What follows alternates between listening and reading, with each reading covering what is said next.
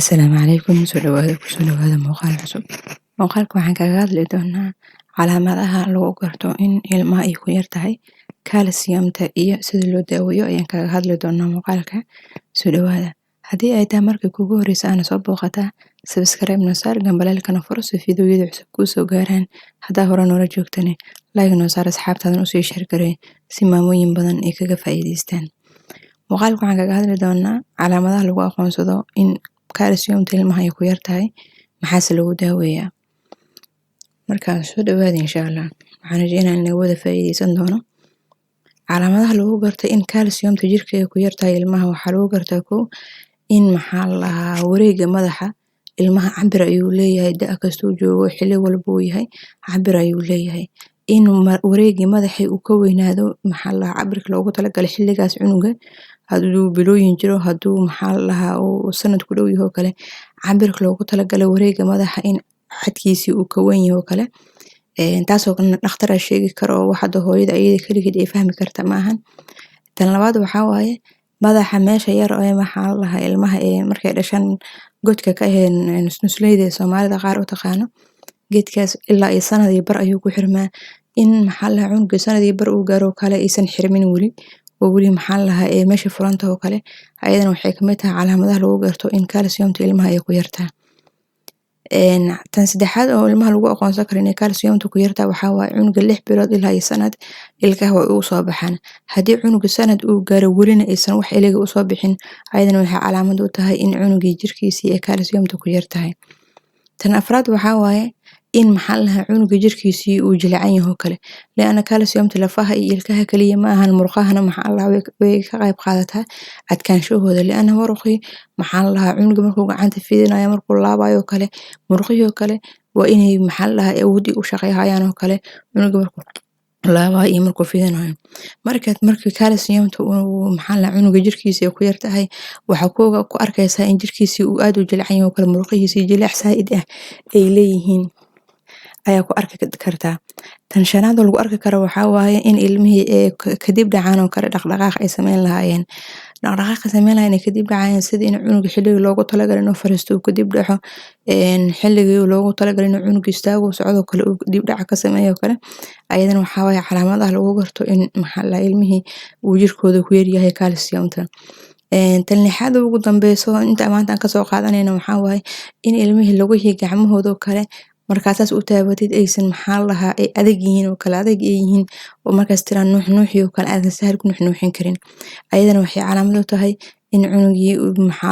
ay ku yar tahay kaalsiyamta. Waxa kale dhici karto marmarka qaar in cunuga markuu dhasho oo kale ay kaalsiyamta ku yar tahay ku arki kartid in cunuga in yar kadib uu jarinayo oo kale, sida afka qaybta hoose oo kale inuu cunuga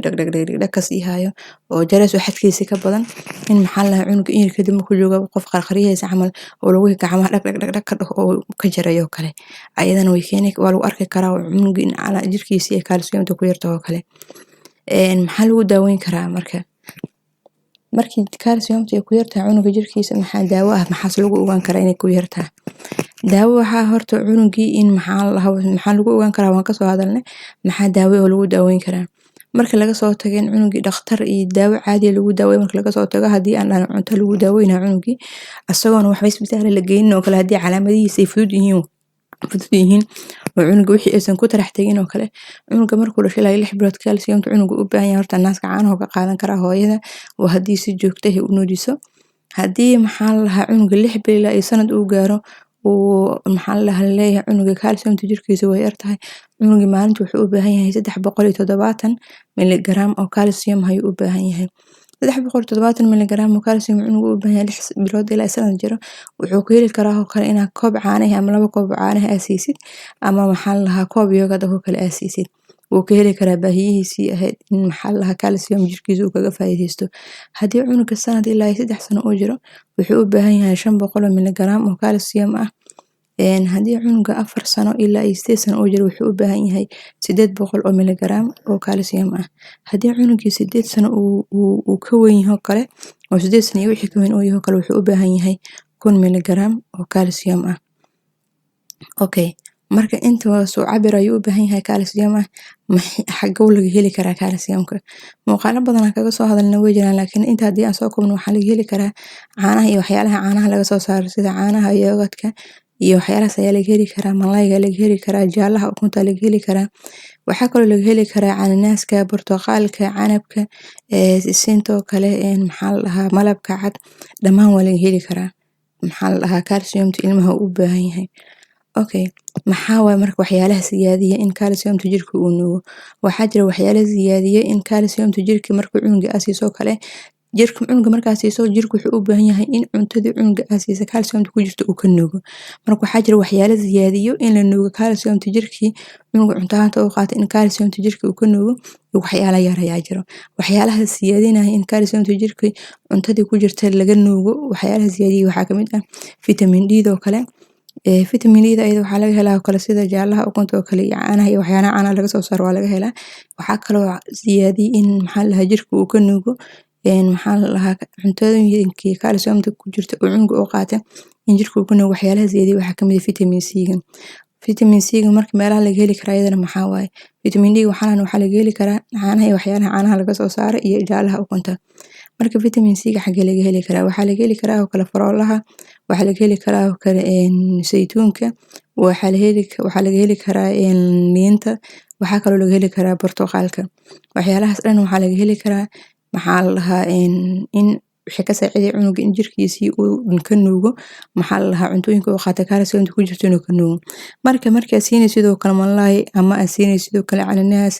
ama canab ama sisin ama maxaa la dhahaa malabka cad oo kale waxaa wanaagsan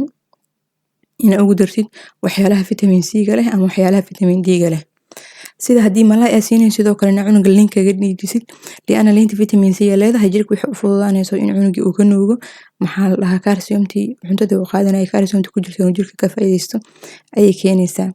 marka maxaa kaloo ay tahay in waalidka uu ogaado maxaa yareeya in jirkii calciumta cuntada ku jirta jirka uu ka faa'iideysto maxaa yareyn karo waxaa yareyn karaa cuntooyinka birta ku badan tahay ama daawooyinka birta markuu cunuga qaadanayo jirkiisa awood uma lahan in calciumtii cuntada ku jirta uu ka nuugo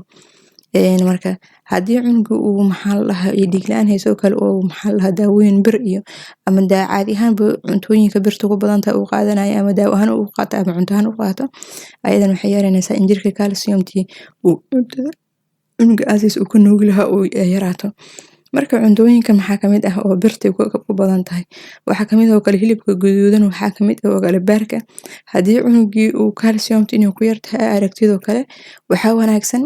meeshii aad hilibka guduudan iyo beerka ugu badin lahayd inaa malay iyo jaalaha ukunta u badisid sababtoo ah cunugii haddii bir aad siinaysid sidoo kale calciumna aad siinaysid labadooda jirka hal mar ma wada nuugi karo oo ayagaas yareeyaa birtan waxay sameynaya calciumta yareynaya calciumtan waxay yareynaya nuugitaanka jirka oo birta ka nuugi lahaa marka haddii cunugaada calciumtiisa inay yarta aad aragtid waxyaalaha birta laga helay inaa xoogo ka yara sidaa fiican hilibka guduudan malayga ugu bedeli kartaa beerkan waxaa ugu bedeli kartaa jaalaha ukunta oo kale inaad siisid ayaa ugu bedeli kartaa marka